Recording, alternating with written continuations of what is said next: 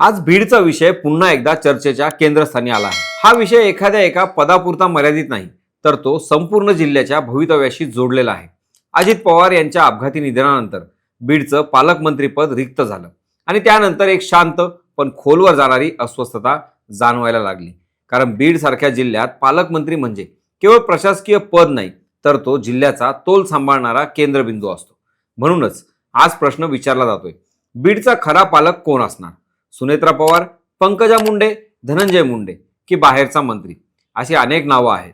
चर्चा वेगवेगळ्या आहेत, पण निर्णय एकच होणार आहे आणि तो निर्णय अनेकांना खुश करणार नाही, हे मात्र नक्की। मग नेमकं बीडचं पालकमंत्रीपद इतकं महत्त्वाचं का ठरतंय? अजित पवारांनी नेमकं काय केलं होतं की आज त्यांची उणीव इतकी जाणवते? आणि हा निर्णय घेताना मुख्यमंत्री कोणती राजकीय गणितं मांडताना दिसतील? चला, सगळी राजकीय धुसरता बाजूला ठेवून थेट आणि सोप्या भाषेत बीडच्या पालकमंत्री पदामागचं संपूर्ण राजकारण समजून घेऊयात। नमस्कार, मी स्वप्नील आणि आपण पाहतात त्याचं काय महाराष्ट्र।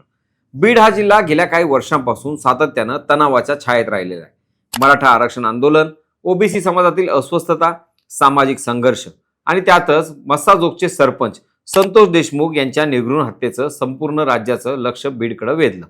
या संपूर्ण पार्श्वभूमीवर बीडमध्ये कायदा सुव्यवस्था, प्रशासनावरची पकड आणि राजकीय समन्वय हे मुद्दे अतिशय संवेदनशील बनले। याच कारणामुळे तत्कालीन उपमुख्यमंत्री अजित पवार यांनी बीडचं पालकमंत्रीपद स्वतःकडे ठेवलं होतं। हा निर्णय राजकीयपेक्षा अधिक प्रशासकीय आणि सामाजिक होता, असं म्हटलं तर वावगं ठरणार नाही। अजित पवार केवळ नावापुरते पालकमंत्री नव्हते, ते उपमुख्यमंत्री होते।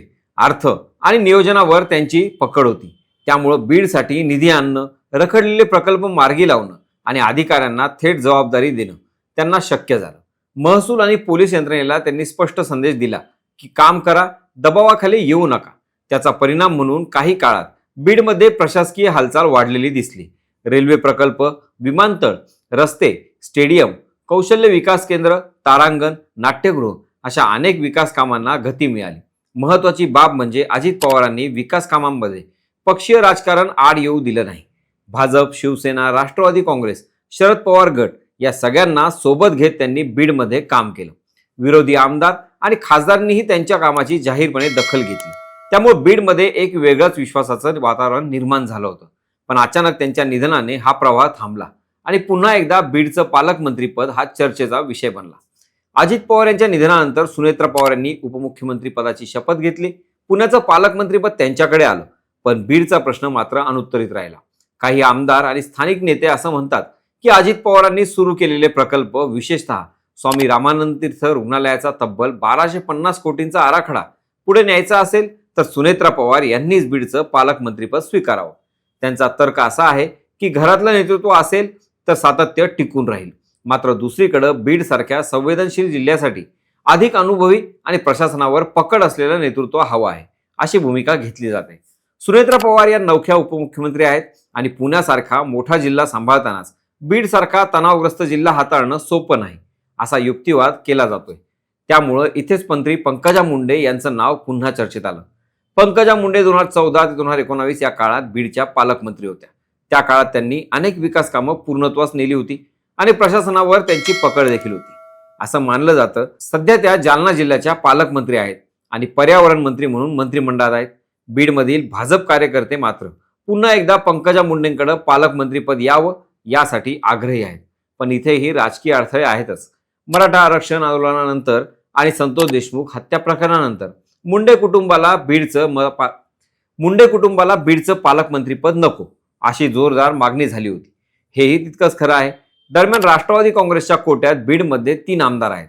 पहिले प्रकाश सोळंके, दुसरे विजयसिंह पंडित आणि तिसरे धनंजय मुंडे। यातील धनंजय मुंडेंना पुन्हा मंत्रिपद हवं आहे, पण त्यांना पक्षांतर्गत आणि पक्षाबाहेरूनही तीव्र विरोधाचा सामना करावा लागत आहे। त्यामुळे काही राजकीय निरीक्षक असं सांगतात की धनंजय मुंडेंना बाजूला ठेवण्यासाठीच पालकमंत्रीपद भाजपकडे जाऊ शकतं किंवा बाहेरच्या मंत्र्याकडेही दिलं जाऊ शकतं।